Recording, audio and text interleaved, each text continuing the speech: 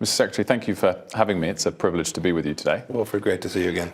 So you're travelling off to the Middle East this afternoon to give reassurance to your allies in the region. Reassurance about what specifically? Well, it's not so much reassurance. We're traveling. We'll visit 8 or 9 countries along the way to share with them a couple ideas. First, and they know this, America's there. We're there to continue to do the things that need to be done to protect the American people and to ensure Middle East stability. Second, there's been a lot of noise about this withdrawal from Syria, and we want to make sure they understand completely what that means.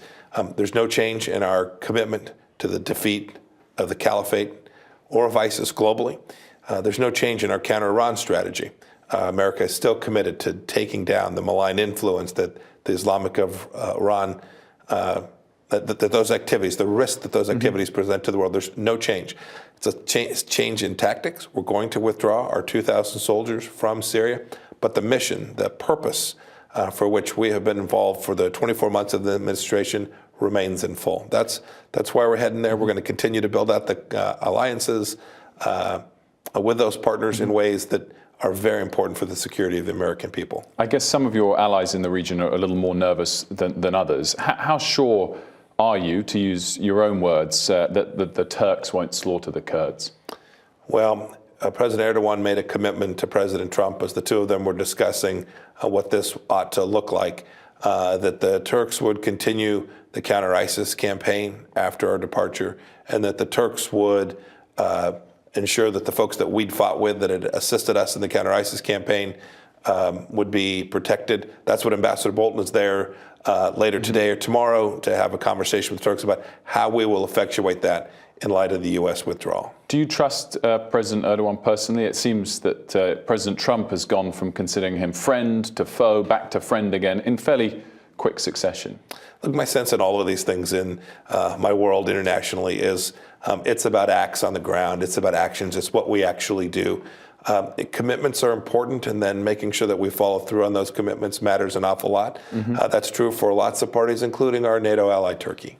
You mentioned you're visiting lots of countries: Jordan, Egypt, Bahrain, UAE, Qatar, Saudi Arabia, Oman, Kuwait. Is this the anti-Iran tour? So again, we want great things for the Iranian people. That's been the mission of President Trump's administration. We want the Iranian people to have a voice and to be able to control their own leadership, to take the revolutionary activity of Iran and stop the risk associated, the risk to the world, and frankly, the risk that comes with all the money and lives that have been spent by the Iranian people to effectuate these policies that we don't think are in line with what the Iranian people really want. And so an element of this trip is absolutely to continue to build out the coalition. The coalition that includes Gulf states, the coalition that includes Israel, the coalition that includes European countries and Asian countries all around the world that understand that the world's largest state sponsor of terrorism needs to cease that activity. Would you like to see your European allies back your hard line on Iran more vociferously than they have? Absolutely.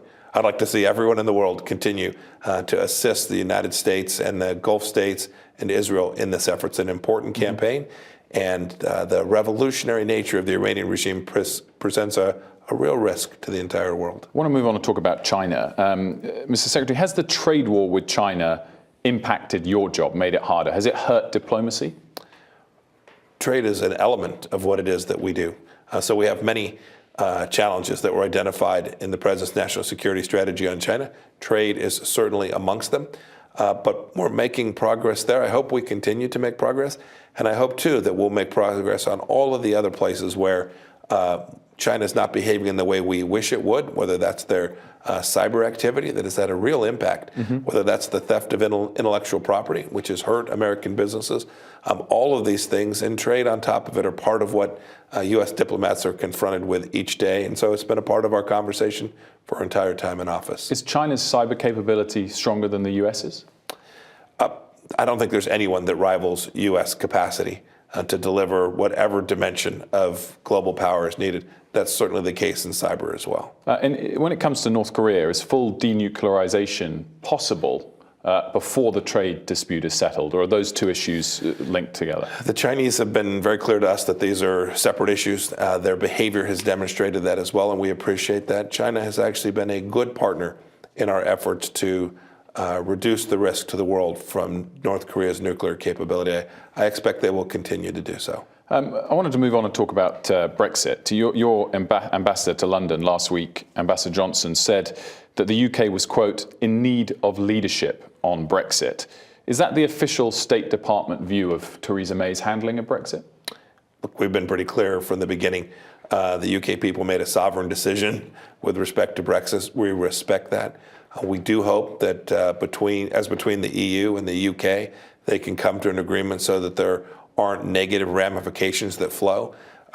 Negative ramifications from a hard Brexit related to not only commerce and trade, but importantly to the national security issues that we have with the British as well as with the European Union. Those are important national security concerns. And so I'm hopeful that all the leaders in the EU, the leaders in the United Kingdom, will find a way to come together to make sure that this transition is effective. You made a speech to Brussels, in Brussels, 4th of December, and you said, quote, our mission is to reassert our sovereignty. We want our friends to help us and to exert their sovereignty as well.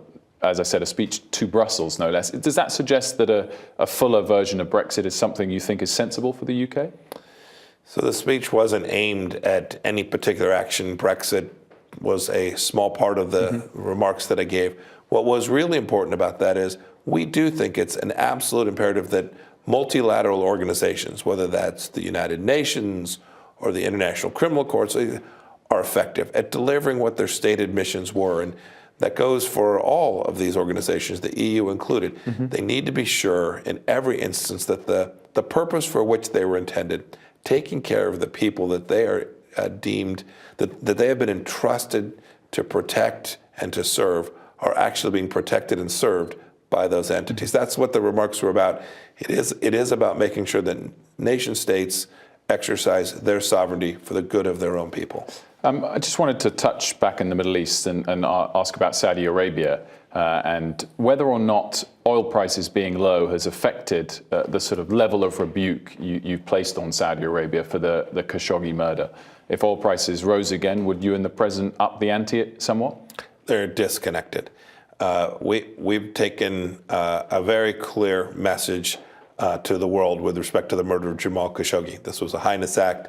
It's unacceptable. It's inconsistent with the way nations ought to behave around the world. We've told the Saudis that. We've held Saudi citizens accountable for the murder of Jamal Khashoggi. We will continue to do so as new facts arise. And at the same time, we're going to continue to do the things that protect the American people, and that includes a deep and lasting relationship with the Kingdom of Saudi Arabia.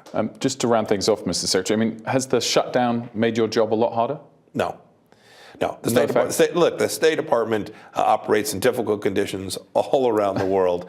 I hope the shutdown will end because I just think it's better. But we have an important goal there. The administration has an important goal there that the president's trying to achieve. But the State Department will continue to perform its functions around the world in a way that keeps the American citizens safe and performs its diplomatic function. We'll do that no matter what's thrown at us. And just, I mean, with the shutdown itself, with the Democrats taking control of the House, the departures of the likes of General Kelly and General Mattis, has there been a sense of pressure in the administration? Has it been the toughest couple of months yet since you've been in your role? Every day is tough. And I expect every day going forward will be difficult as well. It's a complicated world. America is an important player all across the globe. We're doing well. We're performing our mission. And the team here at the State Department is prepared to continue to do that throughout 2019. Mr. Secretary, I appreciate your time. Thank you very much. Thank you very much, Wilfred. Wonderful to be with you. Cheers.